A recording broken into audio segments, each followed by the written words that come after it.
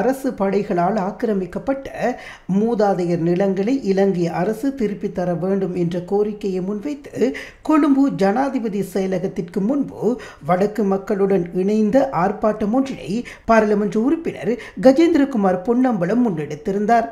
தமது மூதாதையர் நிலங்களை இழந்த யாழ்ப்பாணம் வலிகாம மக்கள் இந்த ஆர்ப்பாட்டத்தில் இணைந்திருந்தனர்.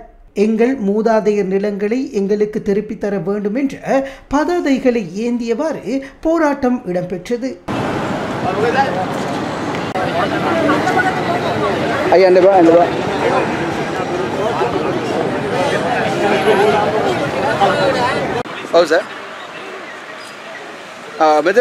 మళ్ళీ అందుగా ఓకే కొట్టేసేపడం కదా సార్ సత్యం ఉందని సార్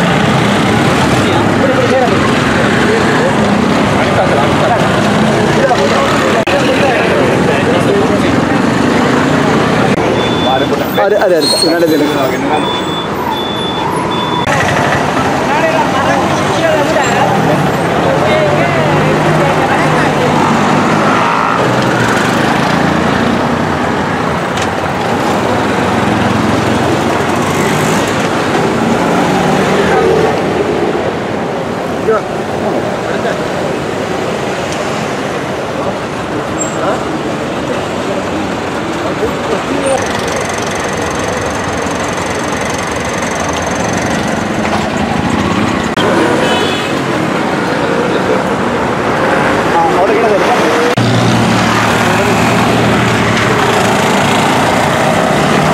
இதன்போது கருத்து தெரிவித்த பாராளுமன்ற உறுப்பினர் கஜேந்திரகுமார் பொன்னம்பலம், முயற்சிகள் ஆரம்பிக்கப்பட்ட பொழுது அரசாங்கத்துக்கும் புலிகள் இயக்கத்துக்கும் இடையிலே ஒரு போர் நிறுத்த உடன்படிக்கை கைச்சாத்திடப்பட்டது.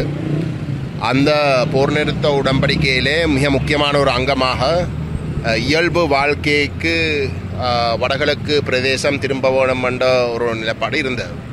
ஆனால் அந்த சமாதான முயற்சிகள் காலப்பகுதியிலேயும் கூட இயல்பு வாழ்க்கைக்கு திரும்ப முடியாத நிலைமைக்கு பிரதான காரணம் வந்து இந்த அதி உயர் பாதுகாப்பு வலயம் என்று சொல்லி சட்டவிரோதமாக தனியார் காணிகள் எத்தனையோ ஆயிரக்கணக்கில் ஏக்கர்கள் பிடிக்கப்பட்ட யாழ்ப்பாண குடாநாட்டை பொறுத்தவரையில் கிட்டத்தட்ட 30% நிலப்பரப்பு இந்த அதி உயர் பாதுகாப்பு வலயம் என்று சொல்லி சட்டவிரோதமாக சட்ட ஏற்பாடுகள் எதுவும் இல்லாமல் அந்த காணிகள் அரசாங்கம் கைப்பற்றி வச்சிருப்பதற்கு சட்ட ஒழுங்குகள் எதுவுமே இல்லாமல் தொடர்ந்து வச்சிருந்தார். சமாதான முயற்சியிலே அது ஒரு பெரிய பிரச்சனையாக வடித்த இடத்திலே ஸ்ரீலங்கா அரசாங்கம் நம்பியார் என்ற ஒரு இந்திய இராணுவ அதிகாரி உடைய ஏற்பாட்டிலே இந்த அதி உயர் பாதுகாப்பு வலயங்கள் தொடர்பாக திருத்தங்கள் மாற்றங்களை செய்வதற்கு அவருடைய ஆலோசனையை பெற்று அதன்படி வந்து தாங்கள் செயல்பட போவதாக வந்து அறிவிச்சிருந்தார். நம்பியாருடைய அறிக்கையை நீங்கள் எடுத்து பார்த்தால் வந்து அது தமிழீழ விடுதலை புலிகள் இயக்கம் இருக்கிற வரைக்கும் அல்லது அவர்களுக்கு அந்த ஆர்ட்டிலரி கெப்பாசிட்டி இருக்கிற வரைக்கும் இந்த அதி உயர் பாதுகாப்பு வலயங்களில் பெரிய அளவில் மாற்றங்கள் செய்ய முடியாதுன்றது தான் சொன்னேன். அந்த தமிழீழ விடுதலை புலிகள் இயக்கம் இல்லாமல் போனாலோ அல்லது அந்த ஆர்ட்டிலரி த்ரெட் ஆர்ட்டிலரி ஊடாக வரக்கூடிய அந்த ஆபத்துகள் இல்லாமல் போனால் இந்த அதி உயர் பாதுகாப்பு வலயங்கள் அனைத்தையும் வந்து அகற்றலாம் என்று சொல்லப்பட்டது. இன்றைக்கு போர் முடிஞ்சு 16-17 வருஷமாகுது. ஆனால் இன்றைக்கும் வந்து அந்த அதி உயர் பாதுகாப்பு வலயம் என்ற போலியான சட்டவிரோதமான கட்டமைப்புகளை வந்து தொடர்ந்தும் தக்க வச்சு பாதிக்கப்பட்ட தமிழ் மக்கள் சாதாரண தமிழ் மக்களுக்கு தங்களுடைய சொந்த காணிகளுக்கு திரும்ப முடியாத ஒரு நிலைக்கு தொடர்ந்தும் இந்த அரசும் இதுக்கு முதல் இருந்த அரசாங்கங்களும் வச்சிருப்பது உண்மையிலே வந்து ஒரு ஏற்றுக்கொள்ளவே முடியாத ஒரு பாரிய குற்றம். எங்களை பொறுத்தவரையிலே தெற்கிலே அவ்வகையான ஒரு மோசமான செயல்பாடு நடைபெற்றதாக இருந்தால் இன்றைக்கு அந்த அரசாங்கம் அடித்து துரத்தப்பட்டிருக்கும். ஆனால் தொடர்ந்தும் வடகிழக்கிலே வந்து எந்த விதமான நியாயம் இல்லாமல் நீங்கள் இந்த இராணுவ அதிகாரிகள்கிட்ட கேட்டிங்களா புலிகள் திரும்பி வரவே வராது என்று சொல்கிறீங்க. அப்படி இருக்க வந்து தொடர்ந்தும் இந்த அதிஉயர் பாதுகாப்பு வலயம் என்ற பேரில் வந்து பொதுமக்களுடைய காணிகளை இப்படி பறித்து வச்சிருப்பது வந்து முற்றிலும் தவறான ஒரு செயல். அது திட்டமிட்டு வந்து ஒரு இனவாத நோக்கத்துக்காக முன்னெடுக்கப்படுகின்ற செயல். ஏன்னா தமிழன்டா வந்து அவங்களுக்கு நாங்கள் பெருசாக கருத்தில் எடுக்க தேவையில்லை என்ற ஒரு மனோபான்மையிலே இந்த அரசாங்கமும் தொடர்ந்தும் நடந்து கொள்ளுகின்றதான் நாங்கள் சொல்ல வேண்டியது. அந்த வகையில் வந்து இந்த பாதிக்கப்பட்ட மக்கள் யாழ்ப்பாணத்தில் இருந்து இங்கு வந்திருக்கிறோம். அவர்களுக்கு உறுதுணையாக நாங்கள் கட்டாயம் நிற்கணும் அடிப்படையில் நாங்கள் அனைவரும் வந்து இந்த போராட்டத்தில் வந்து கடந்து கொண்டிருக்கிறோம். என் பேர் ஜாட்சன் பிகிராடோ. இன்று நான் சிவில் சமூக செயற்பாட்டாளரும் மனித உரிமை பாதுகாவலரும். இன்று நாங்கள் யாழ் மண்ணிலிருந்து 7 மணித்தியாலத்துக்கு மேல் இரவிரவாக பயணம் செய்து இதில் வந்து நாங்கள் ஒரு செய்தியை எங்களுடைய இலங்கை அதிமேதகு ஜனாதிபதியின் கவனத்தை ஈர்க்கும் முகமாக சொல்லும் விதமாக இங்கே வந்திருக்கின்றோம்.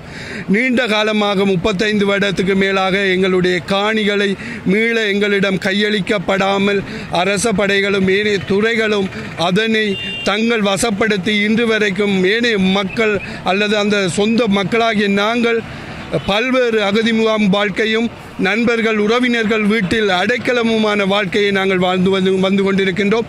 எங்களுடைய காணி இன்று வரைக்கும் ஏறக்குறைய 2800 ஏக்கருக்கிட்ட காணிகள் இன்று வரைக்கும் அரச படைக்கு இன்றைக்கு யுத்தம் அரச படையின் கைவசம் இருக்கின்றது. இன்றைக்கு யுத்தம் நிறைவு செய்து 16 வருடங்கள் கடந்தும் இந்த காணியை அரச படைகள் ஏன் எங்களிடம் கையளிக்கவில்லை? கடந்து வந்த அரசாங்கங்கள் எங்களுடைய காணிகளை கையளிக்க தவறிவிட்டது. 2013ஆம் ஆண்டு 5ஆம் மாதம் 28ஆம் தேதி வர்த்தகமானி ஒன்று இலங்கை அரசால் வந்து அறிவிக்கப்பட்டிருக்கின்றது. 6000 சொச்சம் ஏக்கர் காணி வடக்கு மக்களுடைய காணி. இன்னும் அந்த வர்த்தகமானி ரிமூவ் பண்ணப்பட இல்லை. இதற்காக நாங்கள் போராடி கொண்டிருக்கிறோம். இந்த புதிய அரசு கடந்த கால அரசை காப்பாற்றாமல் அல்லது அவர்கள் செய்த தவறை இவர்களும் விடாமல் உடனடியாக எங்களுடைய காணியை எங்களுக்கு கையளிக்க வேண்டும் என்றுதான் இன்று இங்கே நாங்கள் இரவிரவாக வந்து உள்ளக இடங்களில் நாங்கள் பல்வேறு போராட்டங்களை முன்னெடுத்தோம். அது வெற்றி அளிக்காத படியினால் நாங்கள் இன்று ஜனாதிபதியினுடைய மாளிகைக்கு முன்னுக்கு வந்திருக்கிறோம். ஒரே செய்தியை சொல்லுகிறோம், எங்களுடைய காணிகளை எங்களிடம் மீள் ஒப்படையுங்கள். நீங்கள் எங்களுடைய காணியில் விவசாயம் செய்ய நாங்கள் ஒருபோதும் அனுமதிக்க மாட்டோம். எங்கள் காணி எங்களிடம் மீள ஒப்படைக்கப்பட வேண்டும் என்றதை வலியுறுத்தியே நாங்கள் இந்த இடத்திலே வந்து ஒரே செய்தியாகவும் ஒரே விடயமாகவும் ஏகோபித்த மனதோடு நிற்கிறோம்.